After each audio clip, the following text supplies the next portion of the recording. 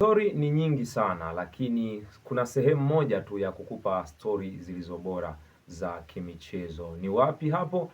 Basi ni Tembo Mastori, kijiwe cha soka, sehemu ambayo tunaenda kupata yale yote yaliyo bora ya kimichezo. Hivyo sasa, leo bado tupo pale pale kwa wekundu wa Msimbazi, Simba. Simba wamefanya vizuri sana kwenye eneo la kiungo na eneo la safu ya ulinzi, kwa maana ya mabeki wa kati, beki wa pembeni Nixon Kibabage, Shomari Kapombe, lakini pia Rushen De Reuck pamoja na Ismail Olivier Ture na mlinda mlango wao Jibril Kasari.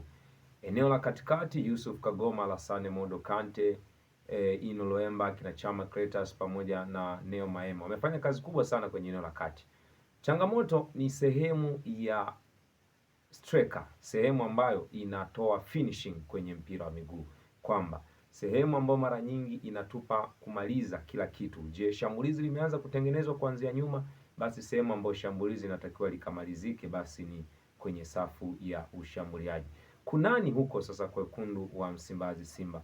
Baada ya kuzunguka sana na kutafuta mshambuliaji na kuimba pande zote kwamba anamtaka fulani, anamtaka fulani, basi wekundu wa Msimbazi Simba wamefungua rasmi mazungumzo na mchana nyavu, mshambuliaji hatari, tishio, mwite Julius Armadi Coe.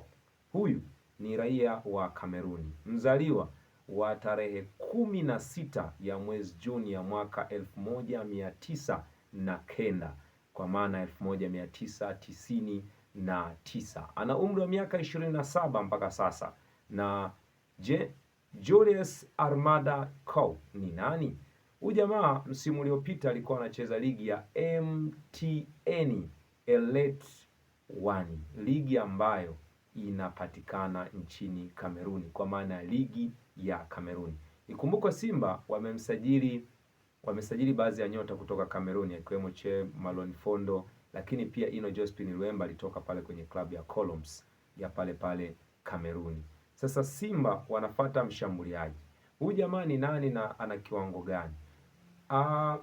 Julius Armada Coe bana ni miongoni mwa washambuliaji hatari sana barani Afrika, kwa sababu ndani ya misimu mitatu aliyocheza baadhi ya ligi, katika kila msimu amefunga magoli 20 plus, yani 20 na unyutura, yani na kidogo. Msimu huu alikuwa kwenye kikosi cha Dynamo, miongoni mwa timu bora pale Dynamo Diodora, ana alikuwa kapteni, amepachika mabao 20 ndani ya msimu mmoja. Lakini alishawahi kuwatumikia klabu Afrikeni ya Tunisia. Kwa wale wenye kumbukumbu, goli la Stefano Aziz Ki pale Tunisia, basi ndio hii timu aliwahi pia kuitumikia. Na mwaka 2024 2025 alifunga mabao 22 ndani ya msimu mmoja. Kwa maana yake huyu ni mchananyavu halisia, miongoni mwa mastreka hatari. Simba watanufaika vipi kama watamnasa mchezaji huyu?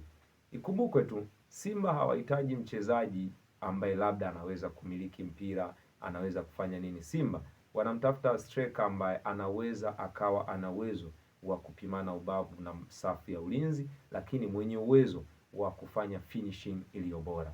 Basi kwa Julius Armadi Coe kama watamnasa, basi ni finishing bora ambayo inaweza kaenda kutokea kwa wekundu wa Msimbazi Simba. Hayo ni ya kwangu, lakini tuwasubiri wekundu wa Msimbazi Simba. Je, watainasa saini hii? Lakini tayari wameshafungua mazungumzo naye. Hii ni Tembo Mastori na mimi nipo Tembo, mkali wa Tembo Mastori.